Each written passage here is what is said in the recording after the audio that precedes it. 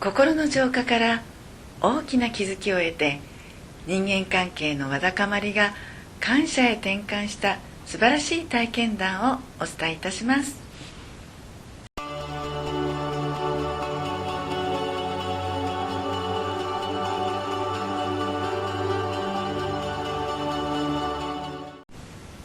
皆さんこんにちは、こんばんは。原アカデミーの目黒純子です。いつも原下子チャンネルをご覧いただきありがとうございます。はい、今日は第2弾になります。心の浄化をしていろいろと変化があった方の体験談についてお話しさせていただきます。はい、こちらの方は事務職をなさってらっしゃる女性の方です。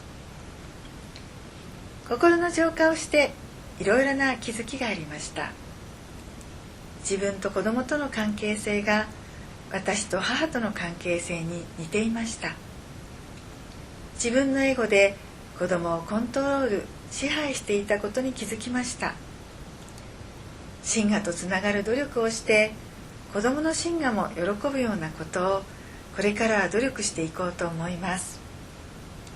また自分の覚悟のなさ、自分の弱さにも気づかせてもらいました。自分の弱さを口実に自分を被害者にして相手を加害者にし、責任転嫁していた自分に気がつきました。相手は鏡、まさしくその通りだと思います。自分にないものを相手に求め、自分の悪いところを相手のせいにしていた、とても申し訳ない気持ちです。感謝の呼吸を相手に送って良好な関係を築いていこうと思います。良い循環が生まれて全てが好転していっているイメージもできましたので楽しみです。はい、という体験談です。原先生、この方の変化について少しお話しいただけますか？はい、皆さんこんにちは、こんばんは。原久子です。この方はですね、普通こういうことを知るまでって多くの方がそうだと思うんですけど、何か嫌なことがあったら大体相手が悪いと、相手の問題というふうに思ってるんで、いつまでたっても悩みも解消しないし、心は穏やかにならなかったわけですね。子供に関しても自分の言う通りに子供をしたいという気持ちが強かったわけだから、子供は逆に反発しますよね。だから親子関係もうまくいかなかった、いろいろありましたけど、この心の曇りを晴らす、セミナーに参加されて、まさしく相手は自分の心を映す鏡だっていうことを自分の実例からはっきり学ぶことができたんですね。それを学んだ途端に当然相手が悪いんじゃなくて自分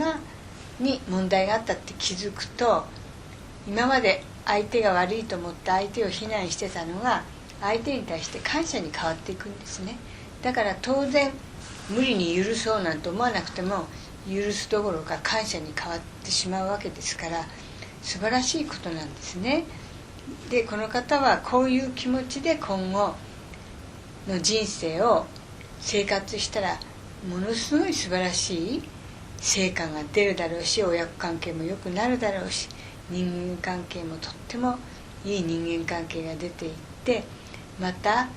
その人に合った常に感謝ができる自分になるわけですから、感謝ができるような人との巡り合いというのもたくさんできてくると思います。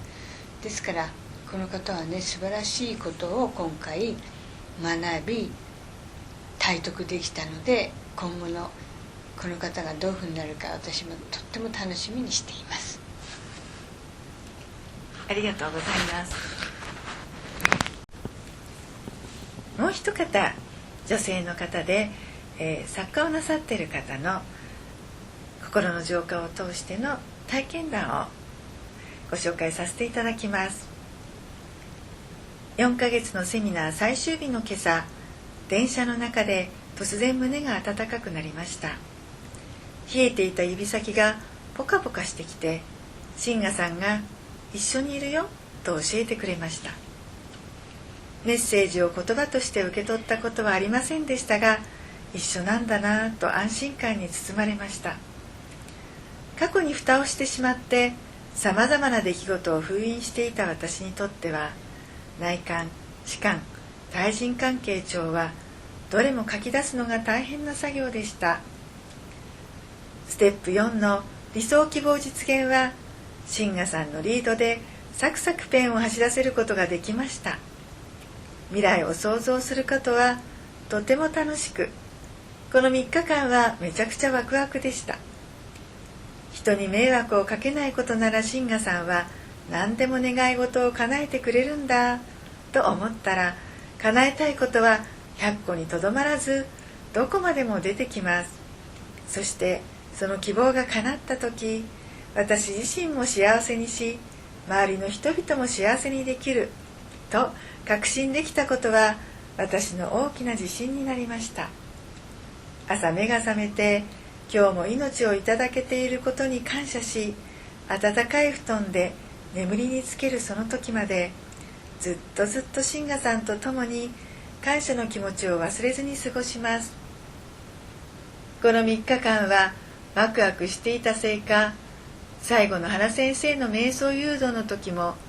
お世話になった方を思い浮かべた時、ありがとうを言いたくないな、ありがとうに抵抗があるなと思う方がおらず、どの方にも笑顔でありがとうございましたということができました。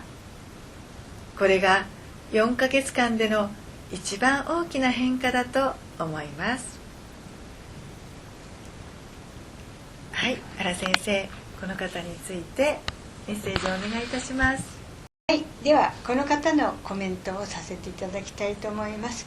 この方はね、もう最初の第3ステップまで結構大変だったみたいで、もう苦渋に満ちた顔をしてて、私たちの方も大丈夫かなって心配したぐらいな方です。でも不思議なことにね、でも本人なりには一生懸命神我に向かってお祈りしながらやり続けたからだと思いますけど、第4ステップになって急に神我とつながり始めたんですね。ですから、今後もですね、このセミナーを受けて第1第2第3がちょっとと思っても諦めないで、第4ステップでこういうふうになるケースもあるっていうことを私も知ってですね、よかったなと思ってます。もう入ってくる時からニコニコ顔で、なんでだろうと思ったら、感想文にありましたようにシンガさんと一緒だっていうのを体感されてたんですね。でシンガさんと本当に一緒になると、ペンを持つとどんどん書けるわけですよ。それで第4ステップでは100項目以上自分の理想希望が書けたということ、これもすごいことです。心がね、曇ってたり引っかかりがあるとなかなか書けないもんなんですよ。で書けたってこともすごいですけど、あとはこの方は第1第2第3でやっぱり引っかかってる人が何人かいて、なかなか感謝ができない人がいたわけですね。ところが神我と共にもその時は一緒だったんで、神我と共にいると感謝、喜び、平安しかないですから、感謝がどんどん湧いてきて、どんな人に対しても瞑想の中で感謝ができたっていうことは、引っかかった人やわだかまりがあった方が全部消えて、全ての人に感謝できるようになったっていうことなんで、すごい成果なんですよね。この第4ステップまでの目的っていうのは、最終的には全ての人に感謝ができてね、わだかまりや引っかかりがなくなって、自分の理想希望がかけて、ね、将来それが叶う可能性を感じられるというところにあるわけです。それが第4ステップでこの方は全部クリアしてできたということが素晴らしいなって本当に思いました。だからこういう状態で今後生活すれば、今100項目以上書いたってこともどんどん叶うでしょうし、これからの人間関係も良くなっていくので、